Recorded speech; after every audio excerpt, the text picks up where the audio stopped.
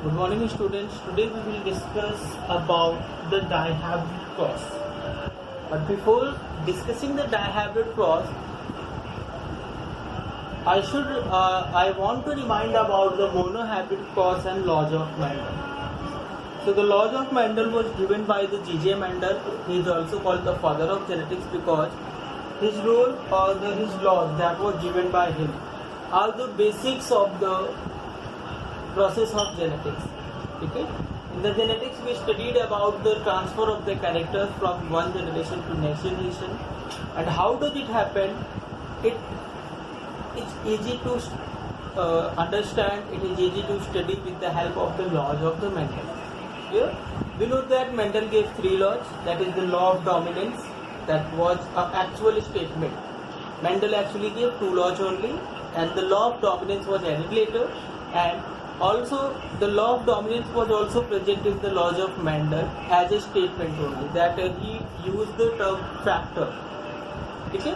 The dominance state, the law of dominance state that the character of the parent which is dominant, means which is expressed in the next generation, is dominant, while the other trait which is not expressed in the next generation is recessive. Okay? It was the law of dominance. And the Mendel stated that there is certain factor which expressed in the next generation, due to which certain characters, certain traits are expressed in the next generation. These traits are the dominant, while the other which do not express, which do not show in the next generation is recessive. Okay, then second, law of segregation. The law of segregation means the gamete of the parent or the offspring are going to be separated. वो जो भी chromosomal abbreviation है वो gamete के form में, gamete formation के time में separate होने की टेंडेंसी रखता है, which was the law of segregation और the law of purity of gamete. And third one, the law of independent assortment. Independent assortment, that after the formation of the gametes, when they are going to form the next generation, means just like in the process of fertilization, the both of the gametes are going to be mixed, X of female and Y or X of the male. So they are going to reunite in any manner. There is no parental dominance. वहाँ पे parental dominance वहाँ पे नहीं होता है, वो independently assert होने की tendency रखते हैं. Now we are going to discuss the dihybrid cross. As we know that Mendel taken total 7 characters, out of which he did the experiments either with one character only or two character or more than two. So if he did the process or the cross or his experiment with only one character, then it was called monohybrid cross. When he took two characters, then it was called dihybrid cross. The two characters could be anything, just like here we are going to take capital R for red color of the flower or red color of the, चलो red color या violet color of the flower ले लेते हैं. Actually it was violet color, red color is not in the Mendel experiment. Okay, so red color for the violet color for the flower color, and yellow color or green color for the color of the pod. ठीक है, pod और seed colour कुछ भी ले सकते हैं क्योंकि वो येलो एंड ग्रीन नहीं था. ठीक है, तो यहाँ पर हमने क्या लिया, pod colour. Dominant colour was yellow and recessive colour was green for the pod, and dominant colour was violet and recessive colour was white for the flower colour. ठीक है, so there were two character, red and violet and white. First trait का part first character के दो trait, and similarly green and yellow second trait के लिए, second character के लिए इन्होंने दो ट्रेट कंसीडर किए. ठीक है, तो एज वी नो कि हम नंबर ऑफ गैमेट फॉर्मेशन को फॉर्मूला 2n² से आइडेंटिफाई कर सकते हैं. 2n². ठीक है, so n for the number of character, जितने कैरेक्टर है उसका स्क्वायर करके हमारे टोटल नंबर ऑफ गैमेट बनेंगे। यानी कि मोनोहाइब्रिड क्रॉस यानी कि 1 कैरेक्टर, तो वहाँ पे 4 टाइप के गैमेट बनेंगे। डाईहाइब्रिड क्रॉस यानी कि 2 कैरेक्टर, यानी कि वहाँ पे कितने टोटल 8 टाइप के गैमेट बनेंगे या 8 गैमेट बनेंगे। ठीक है, टाइप से ज़्यादा वर्ड हमारा गैमेटिक वर्ड ज़्यादा बेटर है कि 8 डिफरेंट जो है कि टाइप के कैरेक्टर वाले गैमेट यहाँ फॉर्म होंगे।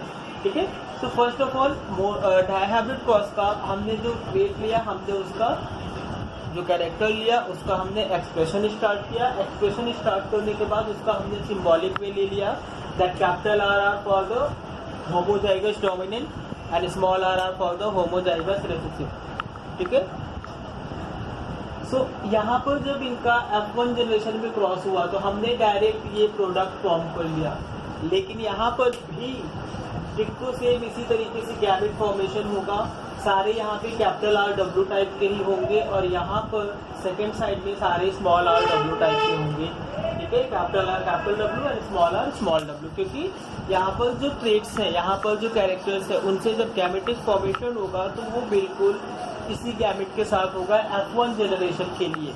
तो वहाँ से जो सारे प्लांट बनेंगे वो mixer capital R capital W small R small W के पेयर में मिलेंगे। दूसरी चीज़ है कि यहाँ पे लिखते टाइम हमें ध्यान देना होगा, कैपिटल आर के साथ फिर स्मॉल आर जो भी सेम पेयर ऑफ एलील है उसे हम हमेशा क्या रखते हैं, सेम रखते हैं। ठीक है, so we are going to form that in the F1 generation hybrid violet and yellow type of plants were formed, that the plant have violet flower color and yellow pod color. ठीक है, so when there was the selfing क्यों किया, क्योंकि हमें नहीं पता कि अलग अलग प्लांट्स का क्या कैरेक्टर है, तो उसी प्लांट के जो मेल और फीमेल फ्लावर्स फॉर्म हुए थे या बाइसेक्सुअल फ्लावर, उनके बीच में सेल्फ क्रॉस किया गया। क्या किया गया, सेल्फ क्रॉस को प्रोसेस किया गया। When they got the process of selfing, जब उनमें सेल्फ क्रॉस कराया गया तो अब यहाँ पर गैमेट फॉर्मेशन होंगे। तो यहाँ पर हमारे पास होमोजाइगस ना होके हाइब्रिड कंडीशन है, तो यहाँ पर टोटल 4 टाइप के गैमेट बनेंगे। गैमेटिक फॉर्मेशन के लिए हमारे पास बेसिक जो फॉर्मूला है वो है, बेसिक जो हम कॉमन स्ट्रक्चर यूज करते हैं गैमेट कैसे फॉर्म करना है। तो अगर आपके पास 2 ट्रेट है, कितने ट्रेट है, 2 ट्रेट है। तो जैसे मैथमेटिक्स में आप एक स्ट्रक्चर फॉर्म करते हो पेयरिंग के लिए, वैसे यहाँ पर एक बार कैपिटल आर यानी कि डोमिनेंट कैरेक्टर के साथ एक ट्रेट के साथ दूसरे वाले कैरेक्टर के दोनों ट्रेट को सेट कीजिए, यानी कि कैपिटल आर के साथ capital W and capital R के साथ small W. Similarly small R के साथ फिर capital W and small R के साथ फिर small W for the male as well as similarly depending upon the genotype. जो भी कॉन्स्टिट्यूएंट बन रहा है वो पूरा का पूरा क्या बनाया, फीमेल के लिए बनाया, वो पूरा का पूरा मेल और फीमेल दोनों के लिए बनाया।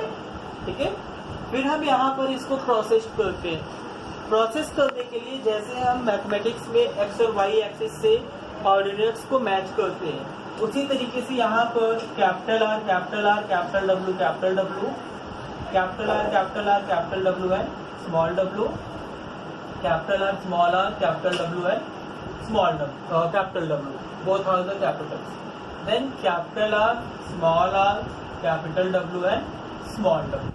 तो इसी तरीके से हम पूरे क्रॉस को फिल करेंगे।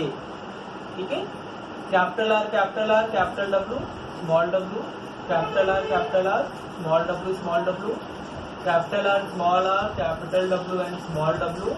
जो भी कैपिटल लेटर होगा उस ट्रेट का वो हमेशा पहले लिखा जाएगा। ठीक है, लेकिन ये ध्यान रखिएगा कि जो एलेलिक कॉन्स्टिट्यूएंट है वो भी एक साथ ही लिखे जाएंगे, चाहे वो कैपिटल या स्मॉल डब्ल्यू हो, वो एक साथ लिखे जाएंगे। ठीक है, फिर capital R capital W capital W capital R capital W small W small R capital W and capital W small R capital W and small W capital R capital W small W capital R both R small W small R capital W small W and all R small R है।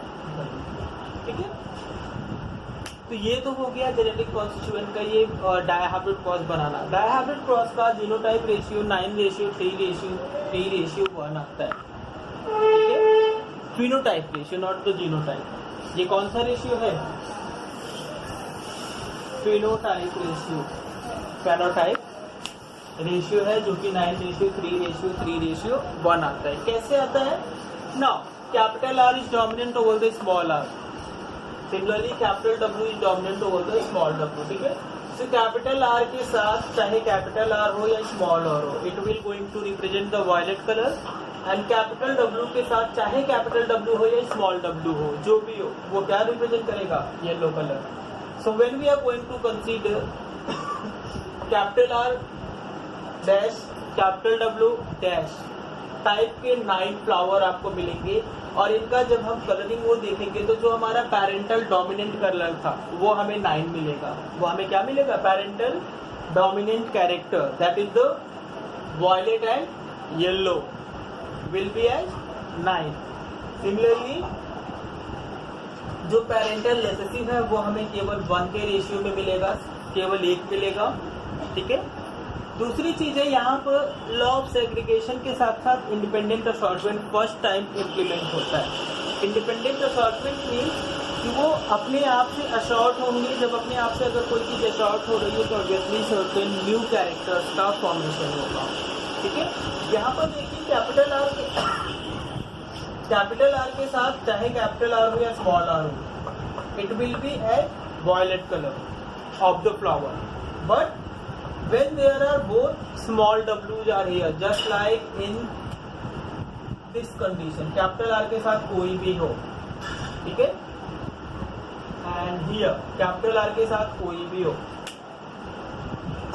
इन दोनों का representation small w होने की वजह से green हो जाएगा। So here we are going to get violet and green, and we will get 3 violet green color। हमें टोटल कितने ग्रीन कलर मिलेंगे?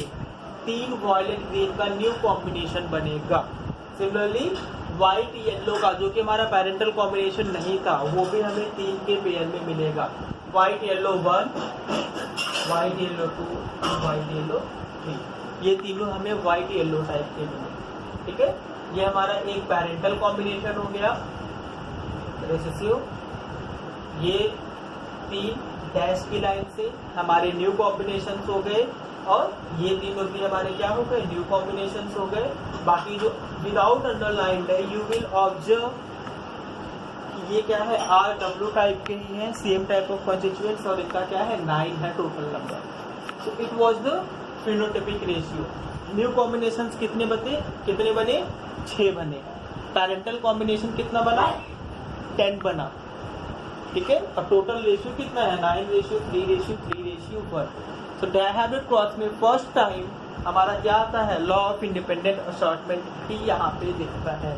मोनोहाइब्रिड क्रॉस में लॉ ऑफ इंडिपेंडेंट असॉर्टमेंट नहीं दिखता है। Keep in mind, monohybrid cross में up to generations में भी कोई नया कैरेक्टर नहीं मिलता है, ठीक है। वहां पे कोई नया कैरेक्टर क्या है? नहीं मिलता है, ठीक। It was about the dihybrid cross, and earlier we had discussed about the monohybrid cross, ठीक है। Thank you.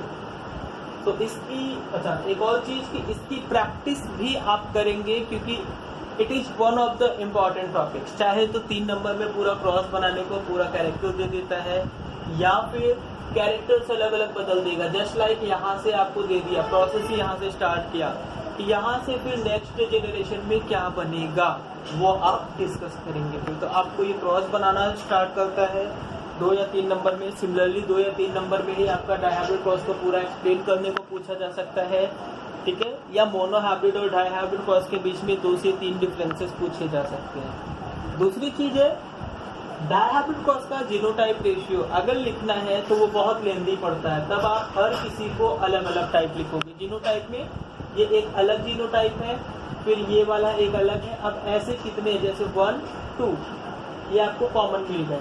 अब और कहीं पे भी आपको ये कॉमन नहीं मिलने वाला है, तो इस तरीके से आप 1 इसे लिख करके इस रेशियो को, फिर 1, फिर इस रेशियो को लिख करके 2, फिर इसको कंसीडर करेंगे। ये आपको ऐसे ये भी 2 मिलेगा। तो इस तरीके से जीनोटाइप रेशियो भी इसका लिखा जाता है। बट जीनोटाइप रेशियो बेसिकली हमारे बोर्ड्स में पूछता नहीं है। डायहैब्रिड क्रॉस का केवल फिनोटाइप रेशियो पूछता है। Test cross, back cross, reciprocal cross या नॉर्मल मोनोहाइब्रिड क्रॉसेस को भी पूछा जाता है। सो आई होप इसे अच्छे से आप रिवाइज कर लेंगे।